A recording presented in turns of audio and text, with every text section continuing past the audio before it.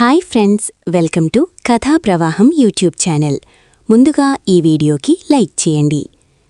మాధవ్ గాయత్రి పెళ్లి విషయంలో మహాలక్ష్మి. చక్రి కేశవకు ఊహించని ట్విస్ట్ ఇచ్చిన తాయారు. అసలిదంతా ఎలా జరిగింది అనేది వీడియోని స్కిప్ చేయకుండా చివరి వరకు చూడండి.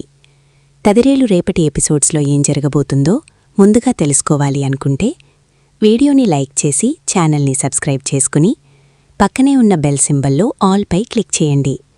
ఇలా చేయడం వల్ల మేం పెట్టే ప్రతి వీడియో నోటిఫికేషన్ రూపంలో ముందుగా చూడగలుగుతారు.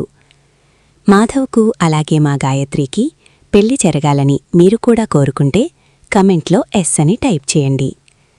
మొత్తం మీద చూసుకున్నట్లయితే గనక ఇంక మహాలక్ష్మి ఇంట్లో ఉన్న చక్రి, కేశవకన్నా అలాగే నారాయణ వీళ్లంతా కలిసి మాధవకు ఒక అమ్మాయినిచ్చి పెళ్లి చెయ్యాలని ఫిక్స్ అవుతారు. పెళ్లి చూపులకి వెళ్తారు. ఆ అమ్మాయితో ఫోన్ నెంబర్లు మార్చుకుంటారు. ఆ అమ్మాయి తరచుగా ఫోన్లు చేస్తుంది. కాని మాధవుకు మాత్రం మనసు నిండా గాయత్రియే ఉండడంతో తను ఎప్పుడు ఫోన్ చేసినా ఆ ఇసుక గురించి, ఆ ఇటుకల గురించి, లేక తమ్ముళ్ల గురించి, వీళ్ల గురించి మాట్లాడుతూ ఉంటాడు తప్ప అసలు ఆ అమ్మాయి గురించి 1% కూడా మాట్లాడడంట. ఆ అమ్మాయి నోరు తెరిచి ఏదైనా అడిగినా గాని ఏమీ చెప్పడం లేదని తను బాధపడుతూ అదే విషయాన్ని మహాలక్ష్మికి ఫోన్ చేసి చెప్తుంది. మీరు నిజంగా తనను ఇష్టపూర్వకంగానే పెళ్లి చూపులకి తీసుకొచ్చారా? తనకి పెళ్లి చేసుకోవడం ఇష్టం లేదు కదా, అందుకోసమే కదా మీరు తనతో మాట్లాడమని చెప్పారు. కానీ తను నాతో మాట్లాడడం లేదు.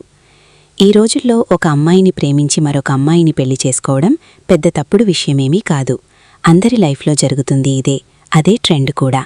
ఎందుకంటే ఏ ఒక్కరూ ఖాళీగా ఉండడం లేదు. ఎవరో ఒక అమ్మాయిని ప్రేమిస్తున్నారు, అమ్మాయి అబ్బాయిని ప్రేమిస్తుంది.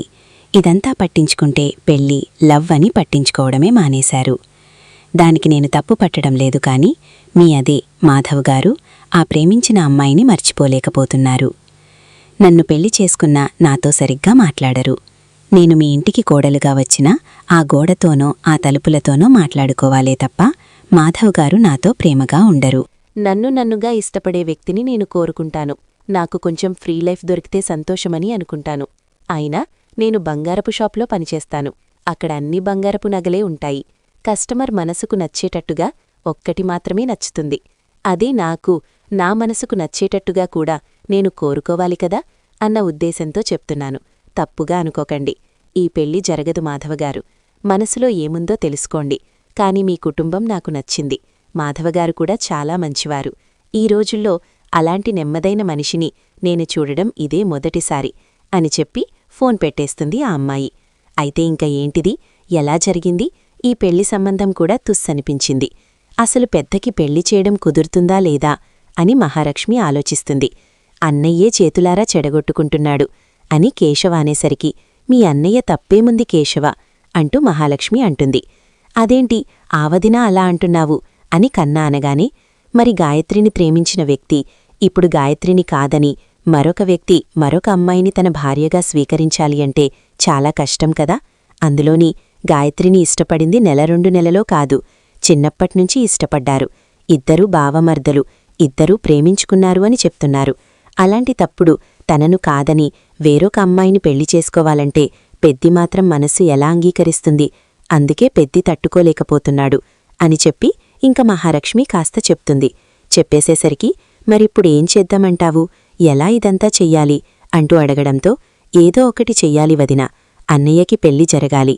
అన్నయ్య ఎంతసేపు మా గురించే ఆలోచిస్తున్నాడు, తన లైఫ్ గురించి కూడా ఆలోచించాలి కదా అని కన్నా కేశవ అంటారు. చూద్దామనేసరికి ఈలోపు వాడు రానే వస్తాడు. వాడిని అడుగుతారు. అడిగిన తర్వాత వాడిని నిలదీయడంతో నాకు పెళ్లి చేసుకునే ఇంట్రెస్ట్ లేదు, పెళ్లి సంబంధాలు చూడడం మానేయండి అంటూ చెప్పడంతో నా గురించే కదా బావా నువ్వు పెళ్లి చేసుకోను అని అంటున్నావు అంటూ ఇంక గాయత్రి ఎంట్రీ ఇస్తుంది. నువ్వెందుకొచ్చావిక్కడికి అంటూ ఇంక మొత్తం ముగ్గురు కూడా తన మీదకి వెళ్లబోయేసరికి ఏంటి ఒక ఆడపిల్లను పట్టుకుని రౌడీలో బిహేవ్ చేస్తున్నారు. తను తన తల్లి చాటు అమ్మాయి, తల్లి చెప్పిన భయభక్తులతో ఉంటుంది. తన తల్లి మాట ఎదిరించి ఏమీ చేయలేదు. అయినా తను ధైర్యం చేసి ఇక్కడికొచ్చింది అంటే అర్థం చేసుకోకుండా తన మీద విరుచుకుపడతారేంటి? తనేమైనా కావాలని చేస్తుందా? ఆ పెద్దిని పెళ్లి చేసుకోవాలని తనకి కూడా ఉంది. కానీ పెళ్లి చేసుకునే ఉద్దేశము ఉన్నా తను పెళ్లి చేసుకునే ధైర్యం చేయలేకపోతుంది. అది మీరు అర్థం చేసుకోవడం మానేసి తనను తప్పుపడుతూ ఉంటే ఎలాగా అని మీ మహాలక్ష్మి కాస్త వాదర్చేసరికి మహాలక్ష్మి అంటూ మహాలక్ష్మిని పట్టుకుని ఏడుస్తూ ఉంటుంది గాయత్రి. అయితే ఎందుకింతలా బాధపడుతున్నావ్? అసలు ఎందుకొచ్చావిక్కడికి? మీ అమ్మకు తెలిస్తే మీ అమ్మ ఊరుకోదు. మీరు వెళ్ళిపోండి ఇక్కడ్నించి అనగానే, లేదు మహాలక్ష్మి, నాకు మా బావ కావాలి. ఏదో ఒకటి చెయ్యి, ధైర్యం చేస్తాను. మా బావనిప్పుడు నేను మిస్ చేసుకుంటే జీవితంలో మా బావని సొంతం చేసుకోలేను. మా బావ కోసం ఏదైనా చేయడానికి సిద్ధపడతాను అనగానే, ఏంటి నువ్వన్నీ కోసం ఏదైనా చేయడానికి సిద్ధపడతావా? నీకసలు ధైర్యముందే? నీకా ధైర్యమే ఉండుంటే ఇంతవరకు ఎందుకొస్తుంది? నువ్వు ధైర్యంతో ఏమీ ముందుకడుగేయలేవు. నీకసలు ధైర్యమే లేదు. వదిలేసే. మా అన్నయ్యకి నీ మీద ఆశలు చంపి వేరే అమ్మాయినిచ్చి పెళ్లి చేయడానికి నానా రకాలుగా ఒప్పిస్తున్నాము. మళ్ళీ నువ్వొచ్చి చెడగొట్టే ప్రయత్నం చెయ్యకు. మా అన్నయ్యని ఒప్పిస్తాము ఏదో రకంగా. మా అన్నయ్యకి వేరే అమ్మాయినిచ్చి పెళ్లి చేస్తాము. నువ్వు మాత్రం మా అన్నయ్య జీవితంలోకి రావడానికి వీలులేదు. నీలాంటి పిరికి పంద మా అన్నయ్య జీవితంలోకి వస్తే మా అన్నయ్య అసలే భయస్థుడు. ఇంకా ఎప్పటికీ ఇలానే ఉండిపోతాడు అని చెప్పి అనేసరికి, అది కాదు మహాలక్ష్మి, నా బాధను నువ్వైనా అర్థం చేసుకో. ఒక ఆడపిల్లగా నాకు పుట్టింట్లో ఎలాంటి షరతులు హద్దులు ఉంటాయో నీకు తెలుసు. నన్ను అర్థం చేసుకో మహాలక్ష్మి. నాకు మా బావ అంటే చాలా ఇష్టం. మా బావని నేను మిస్ చేసుకోవాలని అనుకోవడం లేదు. నీ సహాయముంటే మేమిద్దరం సొంతమవుతాము అనే నమ్మకం నాకుంది. ఏం చేయడానికైనా రెడీ అనేసరికి సరే అయితే. నువ్వు ఇంట్లో వాళ్ళని ఎదిరించి కాకపోయినా ఇంట్లో వాళ్లకు తెలియకుండా గుడికి రాగలవా? అక్కడ మీ పెళ్లి చేస్తాము అని చెప్పి అనేసరికి, ఏంటి గుడికా అనగానే, అవును, గుడికే రాగలవా?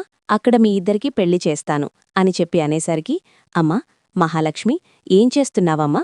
ఇంకేం మాట్లాడద్దు. పెద్దీ గాయత్రి కూడా ధైర్యం చేసి నిన్ను పెళ్లి చేసుకోవడానికి సిద్ధపడుతుంది. మరి అలాంటప్పుడు నువ్వెందుకు అడ్డంకులు చెప్తున్నావు? గాయత్రియే ధైర్యం చేసి వస్తాను అన్నప్పుడు నీకామాత్రం ధైర్యం లేదా? మీ ఇద్దరినీ ఒకటి చేసే బాధ్యత మాది. నువ్వింకేం మాట్లాడద్దు. గాయత్రి నిన్ను ఇష్టపడుతుంది. పెద్దీ ఇష్టపడే అమ్మాయిని పెళ్లి చేసుకోకపోతే నువ్వు జీవితాంతకాలం బాధపడుతూనే ఉంటావు. పెళ్లి చూసి పెళ్లి చూపులు చూసిన అమ్మాయితో నువ్వేమన్నా సంతోషంగా మాట్లాడావా? ఆ ఇటుకల గురించి, ఆ ఇసుక గురించి కదా మాట్లాడావు. ఆ అమ్మాయి మాత్రం బాధపడదా? ఇప్పుడు గాయత్రికి మరొక వ్యక్తితో పెళ్లి జరిగిపోతే గాయత్రి తట్టుకోగలదా? తనేదైనా చేసుకోరాది? చేసుకుంటే అప్పుడు నువ్వు జీవితాంతం అదే బాధతో ఉంటావు. అదే పని ఇప్పుడు రిస్క్ చేసి, ధైర్యం చేసి, ఒక అడుగు ముందుకేసి మా గాయత్రి మెడలో తాలికడితే తనతో జీవితాంతం సంతోషంగా ఉండగలవు. పెద్దీ, ఇంకేమీ ఆపద్దు. మమ్మల్ని ఆపాలని ట్రై చెయ్యొద్దు. మేమీ పెళ్లి చేస్తున్నాం, ఏమంటారు అనగానే, చేస్తున్నామని అందరూ కూడా చేతుల్లో చేతులు వేసుకుంటారు. ఇప్పుడు నేనేం చెయ్యాలి మహాలక్ష్మి? ఇక్కడే ఉండిపోనా? గని, వద్దొద్దు, నువ్విక్కడ ఉండిపోవద్దు. నువ్విప్పుడు ఇంటికి వెళ్ళిపో. ఇంటికి వెళ్ళిపోయిన తర్వాత రేపు ఉదయాన్నే మేము గుడికి వచ్చేస్తాము. నువ్వు ఉదయాన్నే గుడికి చీర కట్టుకొని కూడా రావద్దు. కేవలం డ్రెస్తో మాత్రమే రా. అది ఎవరికీ చూసిన వాళ్లకు కూడా అనుమానం రాకూడదు. సరాసరి నువ్వు గుడికి వచ్చేస్తే గుడి దగ్గర మేమన్నీ ఏర్పాట్లు చేస్తాము. నీకు కావలసిన చీర, పువ్వులు, గాజులు అన్నీ నేనిక్కడ రెడీ చేస్తాను. నువ్వు రావడంతోటే నిన్ను పెళ్లి కూతురుగా రెడీ చేసి నిన్ను పెళ్లిపీటలెక్కించి పెద్దికి నీకు పెళ్లి చేసే బాధ్యత మాది. చిన్నవాళ్లమైనా మీ పెళ్లిని మా భుజాల మీద వేసుకుని చేస్తాము. నువ్వు మాత్రం చెయ్యాల్సింది ధైర్యం చేసి ఆ ఇంటినుంచి బయల్దేరి ఇక్కడి వరకు రావడమే. అంతే, అంతకుమించి ఏం కాదు. ఎవరో ఒకళ్ళని పంపించమంటే అనుమానమొస్తుంది. చూసినవాళ్లు కూడా ఎవరైనా సరే అనుమానపడతారు. అందుకోసమనే ఎవర్నీ పంపించట్లేదు. నీ అంతటి నువ్వు ఒక్కదానివి వస్తే ఎక్కడికో వెళ్తున్నావు అని అనుకుంటారు. ఎవరికీ పెద్ద అనుమానం కూడా కలగదు. అది గుర్తుపెట్టుకో అని చెప్పానుగాని, లేదు మహాలక్ష్మి, నేను ఖచ్చితంగా వస్తాను. మా బావను నేను వదులుకోలేను. మా బావ లేకుండా నేను బ్రతకలేను. మా బావే నా జీవితం. మా బావే నా సర్వస్వం.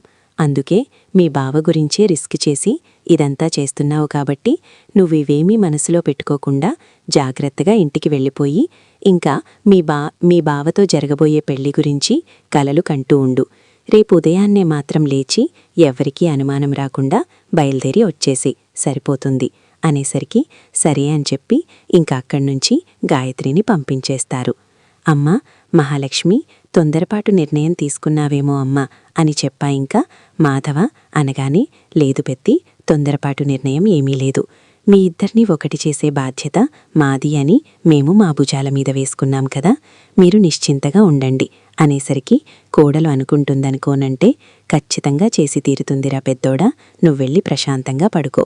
వాళ్ళిద్దరికీ ఆ మేడం కర తిరిగినేడికి వీళ్ళిద్దరికీ దిమ్మ తిరిగేటట్టు షాక్ ఇవ్వాలి. వీళ్ళిద్దరికీ పెళ్లి చేసి.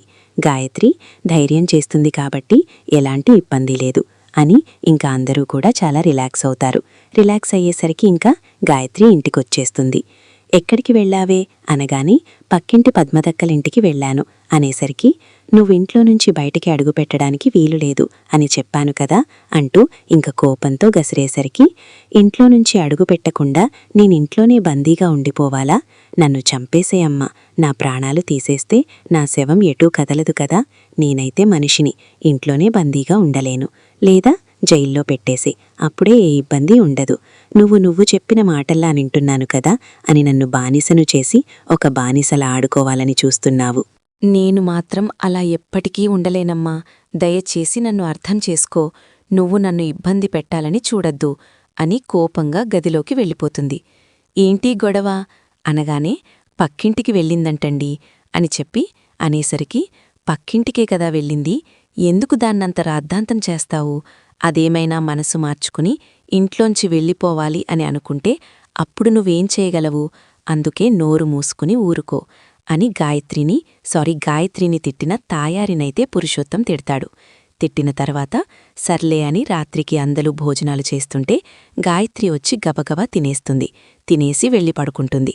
ఇదేంటి, ఎప్పుడూ లేంది గాయత్రి ఇంత త్వరగా తింది, లేదంటే అన్నం కలుపుతూ గంటలు తరబడి వరకు తినదు కదా అనికా పురుషోత్తం అనగానే, ఏమోనండి, ఇందాకట్నుంచి ఆకలి అని గొడవ పెట్టింది. ఆకలిస్తుంది అని ఎంతగానో గొడవ చేసి భోజనం చేసింది ఇప్పుడు అనగానే, సర్లే, దానికి తెలుసుంటుంది, ఇంకా వాళ్ళని నమ్ముకున్నా ఎలాంటి ఉపయోగం లేదు, వీళ్ళు నన్ను ఏదో ఒకటి చేసేస్తారు అని భయపడి ఉంటుంది. అందుకోసమని ఇంక ధైర్యం చేసి ఈ రకంగా ఇలా చేసి ఉంటుంది అని చెప్పి ఇంక వీళ్ళిద్దరూ కాస్త, అంటే ముగ్గురు, అన్నయ్య కూడా ఉన్నాడు కదా అనుకుంటారు. అందరూ నిద్రపోతారు. మరుసటి రోజు ఎప్పుడూ కూడా తొందరగా లేచే తాయారికి మెలకువ రాదు. ఎందుకంటే తను మత్తుగా నిద్రపోతుంది. మెలకు రాకపోయేసరికి మరుసటి రోజు ఉదయాన్నే కరెక్ట్గా అరగంటలు లేసి స్నానం చేసి నార్మల్గా ఎప్పుడూ వేసుకునే డ్రెస్ వేసుకుని తలుపులు తీసుకుని బయటికొచ్చేస్తుంది. ఏంటి ఇంత ఉదయాన్నే ఎక్కడికి వెళ్తున్నావు గాయత్రి అనగానే, గుడికి వెళ్తున్నానక్కా అని చెప్పి అనేసరికి, ఇంత ఉదయాన్నే అనగానే, అవునక్క, చిన్న మొక్కు మొక్కుకున్నాను, గుడికి వెళ్తున్నాను అని చెప్పి అనేసరికి, సర్లే వెళ్ళు, మరి కొబ్బరికాయ అట్టుపళ్ళు ఏమీ తీసుకువెళ్లట్లేదు, గుడి దగ్గరే తీసుకొసుకుంటానక్కా అని కనిపించిన వాళ్లందరికీ అడిగిన వాళ్లకి సమాధానం చెప్తుంది, అనుమానం రాకుండా ఉండడం కోసం. ఇంక గబగబా వెళ్లేసరికి గాయత్రి రావడంతోటి దూరం నుంచి చూస్తాడు కన్నా. వదిన వచ్చేస్తుంది, గాయత్రి వచ్చేస్తుంది అని ఎంతో సంతోషంగా చెప్తాడు. నాకు తెలుసు కన్నా గాయత్రి వస్తుందని, ఎందుకంటే పెద్ది అంటే గాయత్రికి చాలా ఇష్టం. పెద్దిని వదులుకునే అవకాశమే లేదు. పెద్ది కోసమైనా సరే గాయత్రి వస్తుందని నాకు పూర్తి నమ్మకముంది అని మహాలక్ష్మి ఎదురుచూస్తూ ఉండగా గాయత్రి గబగబా వస్తుంది. ఏంటి గాయత్రి, కంగారుగా ఉందానగానే, లేదు, మా అమ్మవాళ్ళింకా లేవలేదు, కాని బయట వాకలు తుడుచుకునేవాళ్ళు అడిగారు, గుడికి వెళ్తున్నాను, చిన్న ముక్కుంది అని చెప్పి వచ్చేశాను. మళ్ళీ చెప్పకపోతే అనుమానం కలుగుతుంది కదా, ఆ అనుమానంతో మా అమ్మ దగ్గరికి వెళ్ళి చెప్పినా చెప్తారు అనేసరికి, అది నిజమేలే, సరేరా, చీర కట్టుకుందిగాని అక్కడ పెద్ది నీకోసం మండపం దగ్గర వెయిట్ చేస్తూ ఉన్నాడు. పంతులుగారు కూడా వచ్చేశారు, నీదే ఆలస్యం, ముహూర్తానికి కూడా సమయం అవుతుంది, రా గాయత్రి అని గబగబా గదిలోకి తీసుకెళ్లి చీరకట్టి తీసుకొస్తుంది. చీరకట్టి తలనిండా పువ్వులు పెట్టి తీసుకొచ్చిన తర్వాత, ఇలా నిలబడండి అని ఇద్దరూ కూడా పక్కపక్కనే నిలబడతారు. పంతులుగారు గుడిలో శివుడికి అర్చన చేస్తూ ఆ మంగళసూత్రాలు అక్కడ స్వామివారి ముందు పెట్టి మంత్రాలు చదువుతూ ఇంకా ఆ తాళిని తీసుకొచ్చి కట్టమని చెప్పి తాళిని చేతిలో పెడతాడు.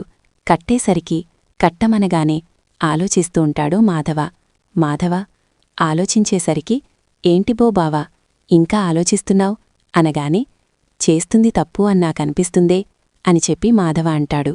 అదేంటి బావా అలా అంటున్నావ్, నీ గాయత్రి అనేసరికి, మరి మీ అమ్మానాన్నా కాదని నువ్వు నాకోసం వచ్చేశావు.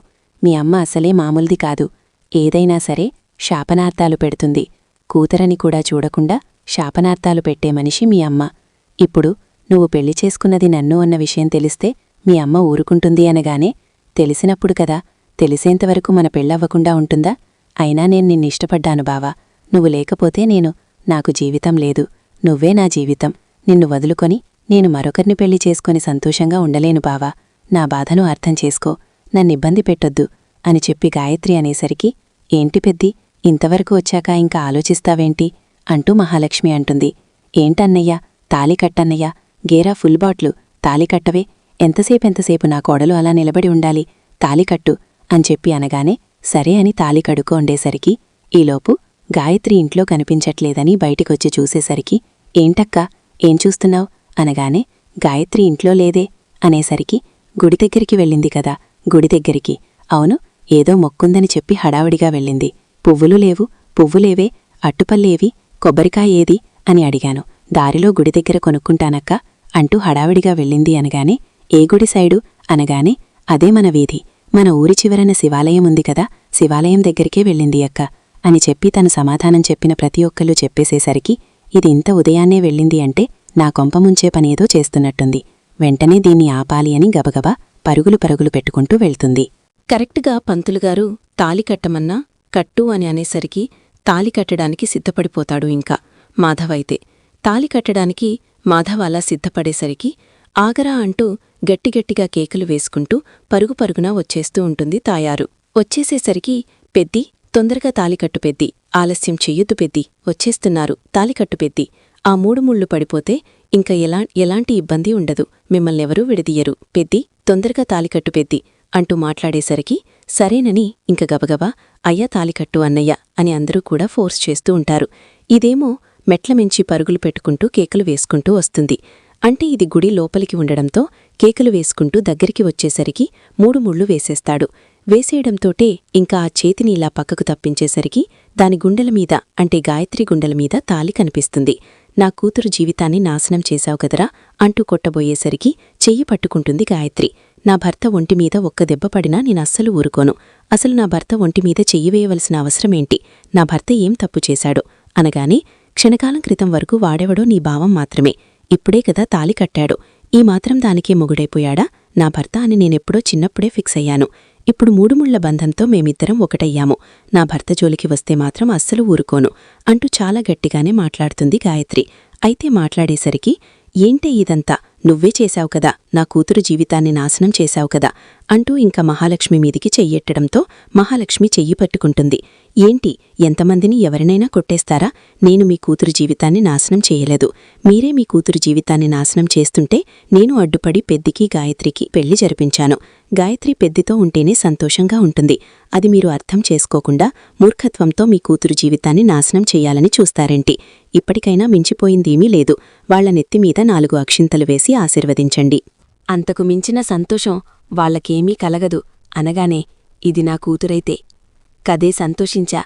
సంతోషంగా దీని నెత్తిమీద అక్షతలు వేయడానికి ఎప్పుడైతే వీడితో ఇది తాలి కట్టించుకుందో అప్పుడే నా కూతురు నా దృష్టిలో చచ్చిపోయింది. ఇది నా కూతురే కాదు, నా గురించి కూడా ఆలోచించకుండా ఎంత చెప్తున్నా వీళ్ల గురించి ఆలోచించుకుంటూ ఇది ఇంతవరకు తెచ్చుకుంది. దీన్ని మాత్రం ఎట్టి పరిస్థితుల్లోనూ క్షమించను. ఇది అసలు నా కూతురే కాదు, చీచ్చీ అనుకుంటూ అక్కడ్నుంచి కాస్త గాయత్రి, తాయారు ఇంటికి వచ్చేస్తుంది. ఎక్కడికి వెళ్ళావు తాయారు అనగానే ఏం మాట్లాడకుండా పెరట్లోకి వెళ్ళి నెత్తిమీద నుంచి నీళ్లు వేసుకుంటుంది. అదేంటి, ఎవరైనా చచ్చిపోతే కదా, చావు దగ్గరికి వెళ్ళవస్తే కదా నెత్తిమీద నీళ్లు వేసుకుంటారు. ఇప్పుడు నువ్వు ఎక్కడికి వెళ్ళావు ఇంత ఉదయాన్నే? మన ఊళ్ళో ఏ చావు లేచింది ఏంటి అని చెప్పి అనగానే, మన కూతురు గాయత్రియే చచ్చిపోయిందండి అనేసరికి, ఏం మాట్లాడుతున్నావే అనగానే, అవును, మన కూతురు గాయత్రియే చచ్చిపోయింది. ఎందుకంటే అది ఎప్పటికీ ఇంటికి తిరిగి రాదు కాబట్టి. అది చాలా తప్పు చేసింది. ఆ మాధవగాడితో పెళ్లి చేసుకుంది, మాధవగాడితో తాళి కట్టించుకుంది అనగానే ఒక్కసారిగా షాకైపోతాడు. ఏంటి, ఏం మాట్లాడుతున్నావ్? అది ఆ మాధవగాడిని పెళ్లి చేసుకోవడమేంటి? ఎక్కడ జరిగిందే ఈ పెళ్లి అనగానే, ఇంకెక్కడ, గుడిలో జరిగింది. ఆ గుడి దగ్గరికి వెళ్లేసరికి వాళ్ళిద్దరికీ పెళ్లి జరిగిపోయిందండి. ఏం చెయ్యాలో అర్థం కాలేదు. అందుకోసమనింకా దాన్ని అక్కడే దానితో నీళ్లు వదిలేసుకుని అక్కడ్నుంచి నేను ఇంటికొచ్చేశాను. నేను తప్పు చేశాను అనగానే, తప్పు చేశాము తాయారు, దాన్ని అక్కడే ప్రాణాలు తీసుంటే సరిపోయేది అనగానే, దాని ప్రాణాలు తీయడం వల్ల మనకేం ఉపయోగం ఉందండి? మనం జైలుకెళ్ళి కూర్చుంటామంతే. అది కష్టాలు పడాలి, వాణ్ణి పెళ్లి చేసుకున్నందుకు. దానికి దాని బాధ ఏంటో, దాని విలువేంటో దానికి తెలియాలి. అది చేసిన తప్పేంటో దానికి తెలిస్తేనేగాని దానికి బుద్ధి రాదు అంటూ చెప్పేసేసరికి, ఏంటండి, ఏంటి మీరు అనేది అనగానే, అంతేకదా మరి, అది ఏం తప్పు చేసిందో దానికి తెలిస్తేనే కదా దానికి బుద్ధి వచ్చేది, అందుకే దాన్ని వదిలేశాను అని చెప్పి ఇంకా మాట్లాడేసరికి, అది కాదండి అని చెప్పి ఇంకా ఎంత నచ్చచెప్పాలని చూసినా చాలా కోపంగా అక్కడ్నించి వెళ్తాడు. పురుషోత్తమం ఇంటికి వస్తాడు. ఈ వీళ్ళు ఇంటికి వచ్చి హారతి తీసుకుని లోపలికి ఇలా అడుగుపరుతుంటే ఆగరా అనుకుంటూ పిలవడంతో అందరూ కూడా వెనక్కి తిరుగుతారు. తిరిగేసరికి గాయత్రికి అలాగే మాధవుకి అడ్డుగా కన్నా, కేశవ, చక్రి, మళ్ళీ నారాయణ అందరూ కూడా అడ్డుగా నిలబడిపోతారు. మా అందర్నీ దాటి మా అన్నయ్య వదిన దగ్గరికి ఎలా వెళ్తావో మేము చూస్తాము అంటూ గట్టిగా గసరడంతో, మీరేంట్రా చూసేది, అయినా మీరిలా దొంగపెళ్లి చేస్తే చల్లిపోతుందా అని చెప్పి అనగానే, వాళ్ళిద్దరూ మేజర్లు, దొంగపెళ్లి చేయడమేంటి, గుడిలో ఒకరినొకరు ఇష్టపడ్డారు. అందుకే వాళ్ళిద్దరికీ గుడిలో, ఆ దైవ సన్నిధిలో, ఆ భగవంతుడి ఎదుట పెళ్లి చేశాము. ఆ మాత్రం దానికే పెళ్లి చేస్తే సరిపోతుందని అంటారేంటి? ప్రేమించుకున్న వాళ్లకి పెళ్లి చేయడంలో తప్పులేదు. వాళ్ళిద్దరూ ప్రేమించుకున్నారు, ప్రేమించుకుని పెళ్లి చేసుకున్నారు. వాళ్ళిద్దరినీ ఎవ్వరూ కూడా ఏమీ చెయ్యలేరు. అడ్డు చెప్పకండి, నోరు మూసుకుని ఇక్కడ్నించి వెళ్ళండి అంటూ మాట్లాడేసరికి, నువ్వు నన్ను నోరు మూసుకోమంటావా? మరి నోటిక వచ్చినట్టల్లా వాగుతూ ఉంటే చూస్తూ ఊరుకుంటానా? వాళ్ళు ఇష్టపడ్డారు, పెళ్లి చెయ్యండి అని ఎంతో సాంప్రదాయబద్ధంగా ఆమె ఇంటికి తాంబూలం పట్టుకుని వచ్చి ఇస్తే, మీరు మీ ఆవిడ ఏం చేశారు? తాంబూలాల పల్లాలు నేలనేసి విసిరికొట్టారు. మేము సాంప్రదాయంగానే కదా వచ్చి అడిగాము. మిమ్మల్ని మర్యాదగా అడిగితే మీరు ఒప్పుకోలేదు. అందుకే మర్యాద పోగొట్టుకుని మళ్ళీ ఇలా అడగాల్సిన పరిస్థితి వచ్చింది. మిమ్మల్ని ఎన్ని అనుకున్నా ఏం చేసినాగాని మీలో మార్పు రాదని క్లియర్గా అర్థమైంది. చీచీ, మీదొక బ్రతికేనా అనేసరికి, ఏ అమ్మాయి, నువ్వు నోటికి ఎంతమాటంటే అంతమాట అంటున్నావ్ అనగానే, మరి కన్నతల్లి కూతురు గురించి ఆలోచించడం మానేసి దుమ్మెత్తిపోస్తుందా? కూతురు భవిష్యత్తు బాగుండాలని ప్రతి తల్లీ కోరుకోవాలి. అలాంటిది తను ఇష్టపడిన వ్యక్తిని పెళ్లి చేసుకుంటే అది చూసి వారవలేక దుమ్మెత్తిపోసే ఎలాంటి తల్లిని చూసి ఏమనాలి, ఏమనుకోవాలి అంటూ మాట్లాడేసరికి, అవును మరి, నా కూతురి భవిష్యత్తు నాశనమైపోతే మేము చూస్తూ ఊరుకుంటానా? అందుకోసమనే ఇలా చేశాము అనగానే, అందుకే మీకు విలువ గౌరవం ఇమవలసిన అవసరం మాకు లేదు, మీకు విలువనిచ్చిన అనవసరంని అనిపించింది.